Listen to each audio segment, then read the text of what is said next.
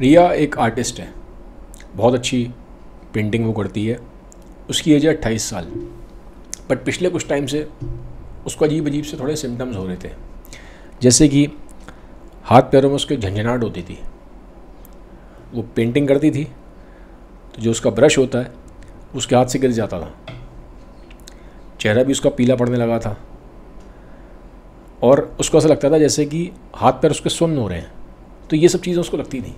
अब धीरे धीरे क्या हुआ, उसकी मेमोरी भी थोड़ा वीक होना स्टार्ट हो गई। क्लाइंट्स वगैरह से ऑर्डर लेती थी लेकिन उसको याद ही नहीं रहता था किसको ऑर्डर लिया है, किसको ऑर्डर देना है। और कई बार उसको ऐसा होता था उसको चक्कर आते थे, बैठी हुई है हल्के हल्के चक्कर आ रहे हैं, खड़ी हुई है तो हल्के हल्के चक्कर आ रहे हैं। तो ये उसके साथ प्रॉब्लम्स थी। तो किसी ने उसको बोला कि डॉक्टर को दिखा लीजिए। तो जब स्टार्टिंग में तो उसने अवॉइड किया, लेकिन जब सिम्टम्स ज़्यादा बढ़ने लगे, ज़्यादा ही उसके हाथ पैर सुन्न होने लगे, ज़्यादा ही उसको हाथ पैरों में झंझनाहट होने लगी। कई बार ऐसा होता था अब पेंटिंग हो ही नहीं रही थी, हाथ में पकड़ती थी ब्रश को तो ब्रश छूट जाता था। प्रॉब्लम जब ज़्यादा होने लगी तो फिर उसने जाके डॉक्टर को दिखाया। डॉक्टर ने टेस्ट करवाए तो मालूम पड़ा विटामिन B12 कम था और हीमोग्लोबिन वगैरह भी थोड़ा कम था उसका। डॉक्टर ने सप्लीमेंट्स दिए, ट्रीटमेंट चला और करीबन 2-3 महीने में वो ठीक हो गई। और डॉक्टर ने बोला था कि अपनी डाइट को भी इम्प्रूव करो। अब डाइट के लिए, क्योंकि उसकी एक फ्रेंड ने पहले मेरे से डाइट ली हुई थी तो उसने उसको रेफ़र किया तो वो मेरे पास आई डाइट के लिए। तो जब मैंने उसकी डाइट देखी तो डाइट देखने के बाद मालूम पड़ा कि उसकी डाइट में डेफिनेटली बहुत सारे न्यूट्रिएंट्स की कमी थी। स्पेसिफिकली साफ साफ दिखाई दे रहा था कि विटामिन B12 कम है ही। और जिस तरह से वो डाइट खा रही थी उससे भी क्लियर हो रहा था कि आज तो उसका विटामिन B12 ठीक हो गया है क्योंकि डॉक्टर ने सप्लीमेंट दे दिए, बट विद टाइम जो उसकी डाइट थी वो दोबारा उसको रिकर होना था। तो उसको मैंने समझाया कि ये चीज़ आपकी डाइट में कम है, ये चीज़ आपको खानी है। और आज के डेट में आई थिंक करीबन 6 मंथ्स हो चुके हैं, अभी वो शी इज़ परफेक्टली फाइन। जो उसके सिम्टम्स थे वो सब खत्म हो गए हैं, उसके एनर्जी लेवल्स वापस आ गए हैं, उसको जो चक्कर वगैरह आते थे वो बंद हो गए, जो हाथ पैरों में जो झंझनाहट थी, सुन्नपन था, वो सब अब ठीक है। ठीक है, तो वापस उसकी जो मेमोरी थी वो ठीक होना स्टार्ट हो गई, अब वो भूलती नहीं थी। तो she is perfectly fine now, चीज़ें ठीक हो गई हैं। तो अब हुआ क्या, मतलब जो विटामिन B12 है ये इतना बड़ा रोल कैसे प्ले करता है? क्योंकि जैसे मैंने बताया उसको जब डॉक्टर ने टेस्टिंग करवाई तो विटामिन B12 कम निकला था और ऑब्वियसली उसका हीमोग्लोबिन भी कम था। बट अब हीमोग्लोबिन के बारे में तो हम सबको पता है, बट विटामिन B12 के बारे में थोड़ा हमारा अवेयरनेस कम है। तो मैंने ये वीडियो इसलिए बनाया ताकि मैं आपको बताऊँ कि विटामिन B12 कितना इंपॉर्टेंट हो सकता है। और प्रॉब्लम्स मैंने आपको बता ही दी हैं क्या क्या होती हैं, बट इसके बारे में अगर हम डिटेल में जानना चाहें कि है क्या, किस में होता है और कैसे इसको ठीक करना है, अगर आप ये सब जानना चाहते हैं डेप्थ में तो इस वीडियो को एंड तक देखिएगा। अब पहली चीज़ कि जो विटामिन B12 है ये होता कहाँ है हमारी बॉडी में। हमारी बॉडी में जो लिवर होता है ना, ये विटामिन B12 को स्टोर करता है और करीबन 3 से 5 साल तक ये B12 हमारी बॉडी में स्टोर रहता है लिवर के अंदर। इसकी वजह से क्या होता है कि अगर आपके बॉडी में डेफिशिएंसी हो रही होगी तो स्टार्टिंग में आपको मालूम नहीं पड़ेगी, क्योंकि मैंने बोला 3 से 5 साल तक वो आपकी बॉडी में लिवर में स्टोर है। और धीरे धीरे करके जब बहुत ज़्यादा डिप्लीट हो जाता है तब हमको डेफिशिएंसी दिखना स्टार्ट होती हैं। अब कई लोगों को डेफिशिएंसी जल्दी दिखेगी, कई लोगों को डेफिशिएंसी के सिम्टम्स लेट दिखेंगे। ये पर्सन टू पर्सन भी वेरी करता है, हर बंदे को ज़रूरी नहीं सारे सिम्टम्स नजर आए, कई लोगों को बहुत कम सिम्टम्स भी मैनिफेस्ट होते हैं, डिपेंड करता है, यहाँ पे इंडिविजुअल वेरिएशंस हैं। बट मैं अभी एवरेज की बात कर रहा हूँ। तो पहली चीज़ तो ये है कि हमारी बॉडी में वो लिवर में स्टोर होता है और 3 से 5 साल तक स्टोर रहता है और धीरे धीरे करके डिप्लीट होता है। कई लोगों में जल्दी सिम्टम्स आते हैं, कई लोगों में लेट सिम्टम्स आते हैं। पहली चीज़ ये है। सेकेंड चीज़,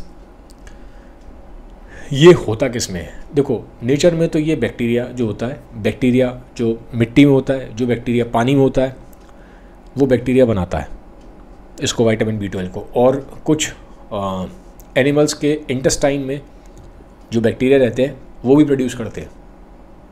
ठीक है, तो इंटेस्टाइन एनिमल्स के इंटेस्टाइन में बैक्टीरिया होता है, वहाँ से बनता है, और सॉइल में होता है और पानी में होता है। तो मोस्टली आप देखेंगे बैक्टीरिया बना रहा है इसको। ठीक है, अब लेकिन अब बैक्टीरिया तो आप खाएंगे नहीं, ऐसे तो नहीं है कि बैक्टीरिया निकाल के आप खा लेंगे ज़मीन में से, पानी में से। तो अब सवाल उठता है कि हम ऐसा क्या खाएं जिससे हमें B12 मिले। अब क्योंकि मैंने बोला एनिमल्स के गट में होता है, उनके इंटेस्टाइन में होता है, वहाँ से फिर वो उसको बनाते हैं, वहाँ से फिर वो जो एनिमल्स होते हैं उनको एब्जॉर्ब करते हैं। अब वो एनिमल्स के जो प्रोडक्ट्स होते हैं वो आप खाते हो, या जो लोग मीट खाते हैं उनको मीट से ही मिल जाता है। तो अब मोटा मोटा ये है कि सब B12 का सोर्स क्या है। B12 का जो सोर्स है वो एनिमल प्रोडक्ट्स हैं, प्लांट प्रोडक्ट्स में नहीं होता। ठीक है, पहले ज़माने में होता था कि जो प्लांट्स होते थे उस पर कुछ मिट्टी वगैरह लग जाती थी, तो अब उस टाइम पे तो इतना हाइजीन का था नहीं, तो लोग थोड़ा बहुत सफाई की, थोड़ा बहुत मिट्टी रह गई, वो अंदर चली गई, तो उसकी वजह से B12 मिल जाता था। लेकिन आज के डेट में हम लोग काफ़ी ज़्यादा हाइजीन कॉन्शियस हैं, तो अब वो प्लांट्स हमें नहीं मिलता, तो हमें कहाँ से मिल सकता है? हमें मिल सकता है जो उसका हाईएस्ट सोर्स है B12 का, वो तो है एनिमल का लिवर। ठीक है, पहला ये। और फिर मैं बोलूँगा जितने भी मीट है, ठीक है, चाहे आपका मटन हो, चाहे आपका फ़िश हो, चाहे आपका चिकन हो, चिकन में इंडायरेक्टली आता है क्योंकि चिकन के गट में वो बनता नहीं है। फ़िश जो होती है वो पानी में जो बाकी जो बैक्टीरिया मैंने बोला था बैक्टीरिया बनाते हैं, बैक्टीरिया से प्लांट में आता है, प्लांट से फिर छोटे छोटे वहाँ पे सी में समुंदर में एनिमल्स होते हैं, जू प्लैंक्टन्स बोलते हैं, उनको फिर धीरे धीरे खाते खाते फूड चेन में एक्यूमुलेट होते होते मछली तक आ जाता है। मछली केस में ऐसे आता है। जो मटन है उसके केस में क्या होता है कि जो गोट है उसके इंटेस्टाइन में ही जो बैक्टीरिया होता है वो वहाँ बना देता है, B12 वहाँ से आता है। चिकन केस में क्या होता है, चिकन केस में चिकन को कैसा खाना मिलता है उसकी खाने की क्वालिटी पे डिपेंड कर रहा है, डायरेक्टली वो इंटेस्टाइन में उसके नहीं बन रहा है ऐसे। ठीक है, लेकिन फिर भी मोटा मोटा बोलूँ तो मटन का लिवर हो गया, और जो मीट है, मीट से आपको मिलता है, फ़िश है, आपका चिकन है। ठीक है, चिकन में ऑब्वियसली इस पर डिपेंड करेगा कि चिकन की फूड क्वालिटी क्या है और उसको कैसे रेस किया गया है, उस पर डिपेंड करेगा। तो पहले तो ये सीधे सीधे सोर्सेज हैं। फिर है अंडे, ठीक है, एग्स। जो एग्स है, एग्स का जो येलो पार्ट होता है उसमें B12 होता है। अब ये तो बहुत इजी लग रहा है, जो लोग नॉन वेज खाते हैं, जो लोग एग्स खाते हैं उनके लिए तो कंप्लीट हो जाता है। बट जो लोग नॉन वेज नहीं खाते वो क्या करें, जो एग्स नहीं खाते वो क्या करें? उनके लिए जो हाईएस्ट सोर्स है वो है आपका डेयरी प्रोडक्ट्स। डेयरी प्रोडक्ट्स से अब कैसे डेयरी प्रोडक्ट्स में, क्योंकि जैसे जो काऊ है, बफेलो है, उसके इंटेस्टाइन में भी जो बैक्टीरिया होता है वो बना लेता है B12। ठीक है, फिर उससे उनकी बॉडी में एब्जॉर्ब होता है और फिर जो प्रोडक्ट्स हैं, डेयरी प्रोडक्ट्स हैं, वहाँ पे फिर वो ट्रांसफ़र होता है।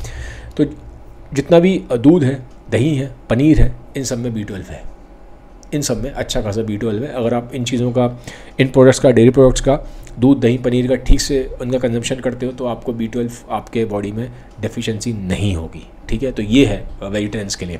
और जो मैंने आपको केस बताया था रिया का, अभी जो मैं आर्टिस्ट का केस बता रहा था, उसको वो वेजिटेरियन थी, बट उसका था कि वो ठीक से खा नहीं रही थी, सिर्फ दूध वगैरह चाय वगैरह पी ली तो पी ली, वैसे कोई प्रॉपर वो दूध नहीं पी रही थी। पनीर कभी खा लिया, महीने में एक आध बार खा लिया, दही वो खाती नहीं थी। तो despite being vegetarian, dairy products का उसका इंटेक बहुत कम था। तो मैंने उसका डेयरी प्रोडक्ट्स का जब इंटेक बढ़ाया तो उसको ऑब्वियसली नेचुरल सोर्सेज से भी मिलना स्टार्ट हो गया। नेचुरल सोर्सेज से मिलना बहुत ज़रूरी है। कब तक आप सप्लीमेंट्स लेंगे? सप्लीमेंट डेफिशिएंसी को करेक्ट करने के लिए ठीक है, लेकिन मेंटेनेंस के लिए ज़रूरी है कि आप उसको नेचुरल फूड से ही लें। ठीक है, तो ये मैंने आपको बता दिया कि ये वेजिटेरियंस के लिए यहीं से मिलता है, और कोई सोर्स नहीं है वेजिटेरियंस के लिए, डेयरी प्रोडक्ट्स ही हैं। अब लेकिन अब यहाँ पे भी एक चीज़ है कि अब कुछ केस में क्या हो सकता है कि अगर वेजिटेरियंस को यहाँ ध्यान रखने की ज़रूरत है कि उनको सफिशेंट अमाउंट में डेयरी खानी पड़ेगी, सफिशेंट अमाउंट में आपको दूध दही पनीर ये खाना पड़ेगा। ठीक है, ऑब्वियसली अपनी कैलोरी इंटेक का भी आपको ध्यान रखना है कि पूरे दिन में आप ज़्यादा कैलोरीज ना खाएं, क्योंकि पनीर में कैलोरीज ज़्यादा है, नहीं तो फिर वेट बढ़ेगा, इसका भी ध्यान रखना ज़रूरी है। But vegetarians need to consume sufficient amount of dairy ताकि उनका B12 का इंटेक कम ठीक हो। ठीक है, अब लेकिन एक दिक्कत ये हो जाती है कि बहुत केस में जैसे जैसे एज बढ़ती है तो दूध ठीक से लोग डाइजेस्ट नहीं कर पाते। ठीक है, जो मिल्क प्रोडक्ट्स होते हैं उसमें एक शुगर होती है लैक्टोस, उसको डाइजेस्ट करने के लिए हमारी बॉडी एक एंजाइम बनाती है लैक्टेस। जैसे जैसे एज बढ़ती है कई लोगों की बॉडी में वो लैक्टेस बनना बहुत कम हो जाता है, वो ठीक से काम ही नहीं करता, तो उनको डेयरी प्रोडक्ट्स डाइजेस्ट ही नहीं होते। थोड़ा बहुत दही में कंपैरेटिवली कम है, पनीर में और कम है, लेकिन फिर भी बहुत लोगों को वो भी डाइजेस्ट नहीं होता। अब उस केस में डेफिनेटली अगर आप वेजिटेरियन है तो यहाँ पे लाइफ लॉन्ग सप्लीमेंटेशन इंपॉर्टेंट बन जाता है। डॉक्टर से बात करके आप एक मेंटेनेंस डोज सेट कर सकते हैं, ताकि क्योंकि अब आप डेयरी प्रोडक्ट्स नहीं खा सकते तो क्या करेंगे? ठीक है, या तो आप डेयरी प्रोडक्ट्स नहीं खा पा रहे तो सप्लीमेंट आपको लेना पड़ेगा, मिनिमम डोज आपको लेनी पड़ेगी, मेंटेनेंस डोज विटामिन B12 की लाइफ लॉन्ग। अदरवाइज आपको कुछ लैक्टोज फ्री प्रोडक्ट्स खाने पड़ेंगे या फिर लैक्टेज एंजाइम लेना पड़ेगा। You have to do something. ठीक है, कुछ ना कुछ आपको करना पड़ेगा। अब इसके अलावा भी कुछ लोग ऐसे हैं जिनके अंदर B12 की दिक्कत आ सकती है, जिनको ध्यान रखने की ज़रूरत है।